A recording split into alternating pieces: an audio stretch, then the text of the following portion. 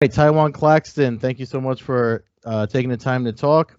Obviously, we're talking because you're booked for the Featherweight Grand Prix, Bellator 226 against Emmanuel Sanchez. We were dealing with some technical difficulties, but you were just saying how you got the call and how you got picked to be a part of this. Yeah, my managers hit me up uh, and basically said, after my last fight, get ready, you might be in the tournament. A couple guys dropped some hints here and there at different Bellator events, like, hey, don't get too heavy, stuff like that. But ultimately, they gave me the call, said, hey, do you want to step up in competition? Do you want to take the fast lane? And I told them to send over the contract. Yeah, I mean, that seems like something that's right up your alley. I know when we had messaged each other about talking today, I had talked about how I saw your second fight when you fought in Connecticut at Mohegan Sun, and something you said that night stood out to me because that was in 2018 or at the beginning of 2018, and you said you wanted to fight 5 times that year. You only got to fight like 3 times, so this is something that's right up your alley. Like you would prefer to be in something that's bracketed like this, right? Well, what's bracketed? So the Well, tournament's not bracketed. that no, that's what I mean. You can Like fight the anybody. yeah, like you're gonna fight again as soon as your fight is over. The first fight is over. Obviously, you have an idea of who you're gonna fight. So, that's what I meant by that. Yeah. So, they're doing that second part of that tournament kind of crazy, as in, you kind of just pick a ball and you can kind of play a little game plan from there and going from there. But you basically got to be ready to fight anybody at any. So I'm sorry, Go you ahead. broke up. Go ahead. So when it comes down to fighting 5 times or 4 times, like I've done that before. I've wrestled my entire life, so I'm used to competing week after week after week after week. I actually find my mojo a little better when I do that.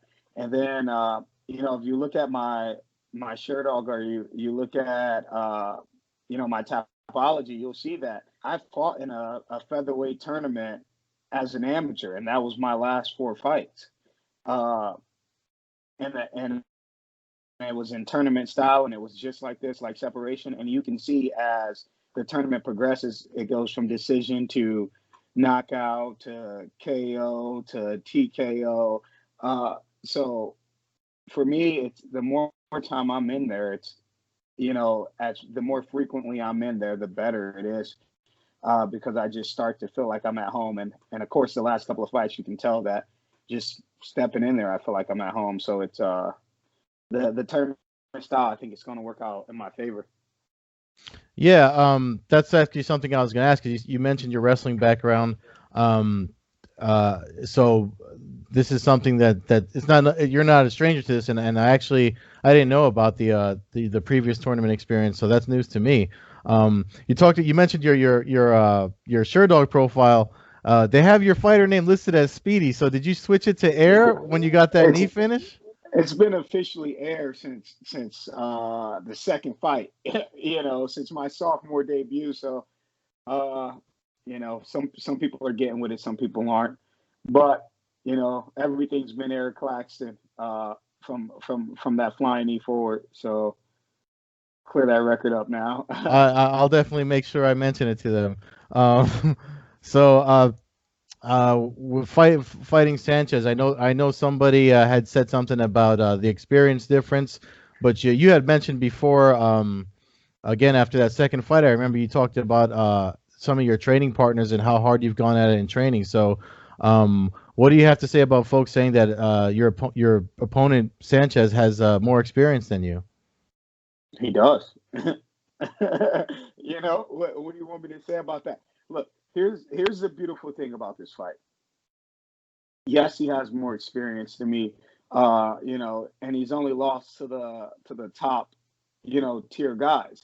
Uh, but at the end of the day, I think he has more cage experience than me. But as far as like being a competitor in combat sports and just the level of um, I don't know, competition that I've surround myself with and that I've been surrounded with from the beginning of my career, and the level of technique that I've learned, and the things that I've learned early on. You know, you got to think I just turned pro in 2017. Hmm. You know, at the end of 2017, this dude's been a pro since I want to say maybe 11. You know, something like that. Around that time, I was still in fucking high school, man. But you know, I've got that experience because it was sink or swim, and I was one of two amateurs, and it was a sink or swim on that Black Zillions team. And I'm a shark, so you know, you throw me with sharks, I'm gonna come out a big shark. You know, I'm gonna come out the biggest shark. So yeah, he has experience, but you know, I've trained with guys at a high level that have that kind of experience, that have those tough fights, and of course, it's going to be a little different once you get inside the cage, in 4 ounce gloves. But then at the same time, you know, I don't think he's going to show me anything that I've never ever seen before. You know, I just don't think that shit's going to happen. So we'll see. Yeah, no, definitely. So the one of the things you also said after your win back when I last spoke to you was that you always look for the highlight finish, because one thing that you seem to understand coming into the sport professionally, and that was only your second fight back then, is you know, giving fans what they want. So is obviously for this format, getting finishes and you know, taking the least amount of damage. That's in any fight really is something that's ideal. So are you looking to continue the highlight finish, the your own personal highlight finish reels? uh, you know, I think that I'm going in there looking to dominate. Uh, that's always my mindset. As far as like highlight finishes, it's not something I'm looking for. You know, I'm never going in there looking to throw this or looking to throw that. You know, I make reads while I'm in there.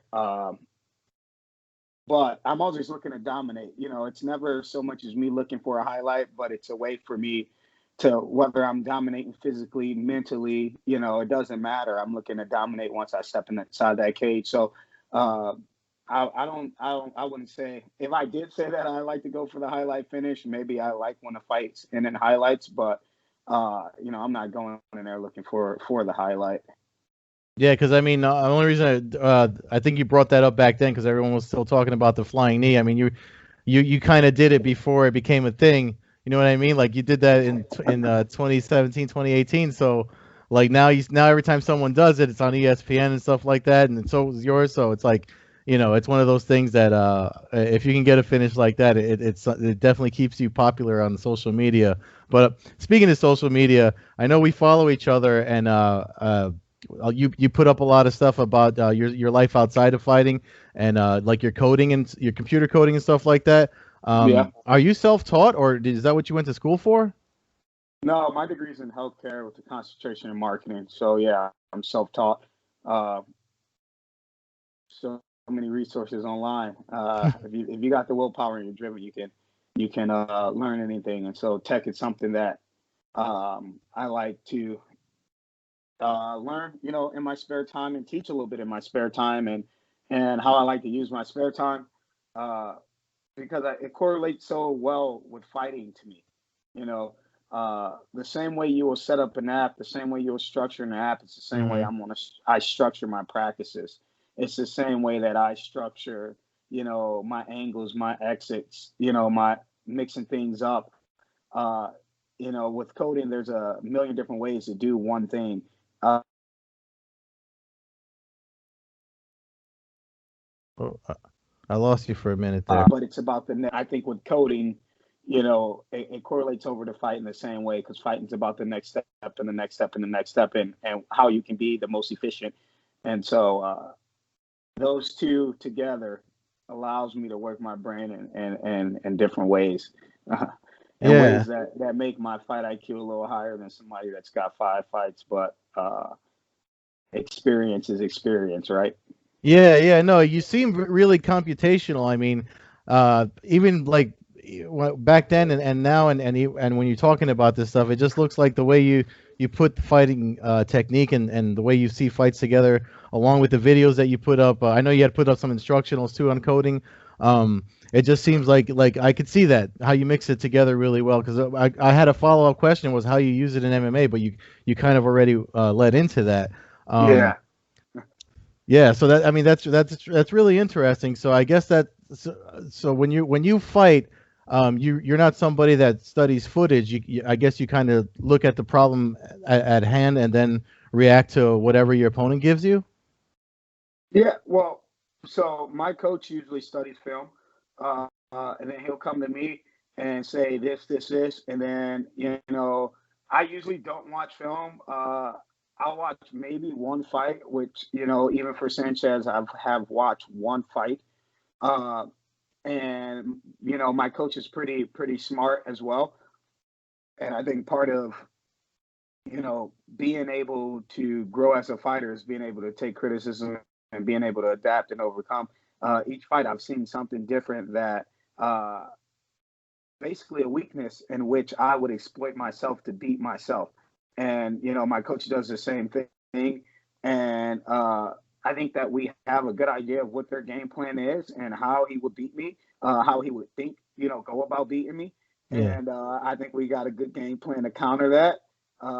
Like you said, flying knees are all the rage today, so but I think that, like I said, I think that just how you approach it is everything, and I think that I have the right people around me to tell me, hey, no, hey, yes, and I also have my own brain, so all of it working together, it's been getting me the results that I wanted. So I tell you, man. I mean, it's refreshing to speak to a young pro athlete that's found their calling, at a young age and is good at it and mature and intelligent like yourself. So I really do appreciate the time you taking the time out to talk. I mean, if you got any sponsors or anything you want to shout out, I know you had somebody make the Air Claxton mouth guard, so feel free to plug away. uh, go Koji. Check out gokoji.com. It's one of my tech sponsors. Made with Koji on social media. Very good tech templates for apps. So I'm working on building some templates to put on there myself, and it's a nice tech sponsor of mine. And shout out to Gladiator Guards. They do make my mouth guards. We try to not need mouth guards as much, and get hit as much, but they do an excellent job with my mouth guards. So shout out to those guys. Other than that, follow me at tclax149 on Instagram and on Twitter. I know I'm lazy on Twitter, man. I'm lazy. Y'all got to get me going. Uh, but yeah, follow me on social there and just be ready for a good showing and a good out in September 7th. Cool. September 7th, like you said, Bellator 226. Thanks again so much for taking the time to talk. I'll be sure and keep you going on Twitter. I'm on there all the time. But and I'll also make sure Sherdog puts air up in your profile. I appreciate that. I appreciate that. All right, cool. Thank you so much. All right, catch you later, man. Take care.